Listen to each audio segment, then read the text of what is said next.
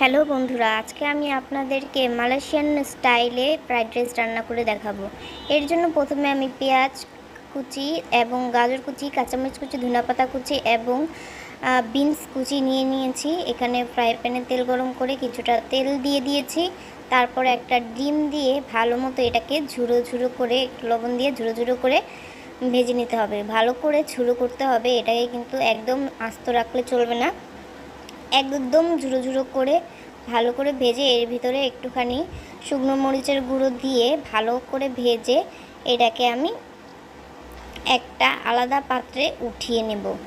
এই যে দেখুন, আমি উঠিয়ে নিচ্ছি। এগুলো উঠিয়ে নেওয়া হয়ে গেছে। তারপর সেই তেলেই আমি গাজর কুচিটা দিয়ে ভালো মতো একটু ভাজা ভাজা করে নেব, সামান্য একটুখানি নুন দিয়ে। এই যে নুন দিয়ে দিয়েছি, কিছুটা মানে লবণ দিয়ে আর কি ভাজা ভাজা করে এটার ভিতরে আমি ওই কেটে রাখা বিনস বা অনেকে বটবটিও বলে, এই বটবটিগুলোকে কুচি কুচি করে দিয়ে দেব। তেরসা করে কুচি কুচি করেছি। এগুলো দিয়ে ভালো করে ভাজা ভাজা করে নিতে হবে। একদম ঝাঁকানাকা ঝাঁকানাকা স্টাইলে লাড়াচাড়া করে ভাজা ভাজা করে উঠিয়ে নিতে হবে। এগুলো কিন্তু আমি আরেকটা পাত্রে তুলে নেব। এই যে তোলা হয়ে গেছে। এখানে একদম সামান্য একটুখানি তেল দিয়ে এক মুঠ পেঁয়াজ কুচি দিলাম, এক মুঠ কাঁচা মরিচ কুচি দিয়ে ভালো করে লাড়াচাড়া করে ফাটাফাটি করে লাড়াচাড়া করে ভেজে নিতে হবে।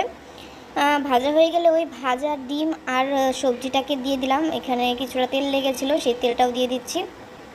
তারপর একদম ফাটাফাটি স্টাইলে লাড়াচাড়া করে এর ভিতরে 1 চামচের মতো সয়া সস দিয়ে আবার একটুখানি লাড়াচাড়া করে নিচ্ছি।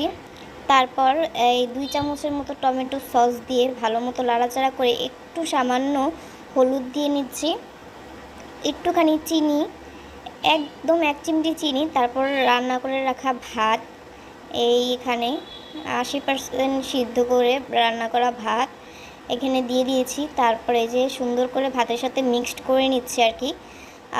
এটা কিন্তু ভালো করে মিক্সড করতে হবে এবং লাড়াচাড়ার উপরেই রাখতে হবে। এটা কিন্তু লাড়াচাড়া বন্ধ করলে এটা নিচে লেগে যেতে পারে।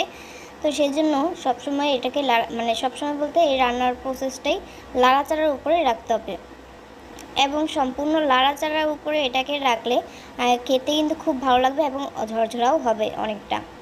তো এই যে লাড়াচাড়া করে সবটা মিক্সড করে নিয়েছি আমি। মিক্সড করে এটার ভিতরে আমি এখন কিছুটা ধনেপাতা কুচি দিয়ে দেব। ধনেপাতা কুচি দিয়ে আবারও একটুখানি ভালো মতো লাড়াচাড়া করে নিচ্ছি। এই যে যেই একটা ঘ্রাণ বের হয়েছে, এটা দিয়ে আপনি যা খুশি তা দিয়ে খেতে পারেন, গরুর মাংস কিংবা চিলি চিকেন। আমার রাত 12টা বাজে খেতে ইচ্ছে করেছে, এখন আমি শুধু বেগুন ভাজা আর সালাদ নিয়ে নিয়েছি। এর থেকে বেশি কিছু করার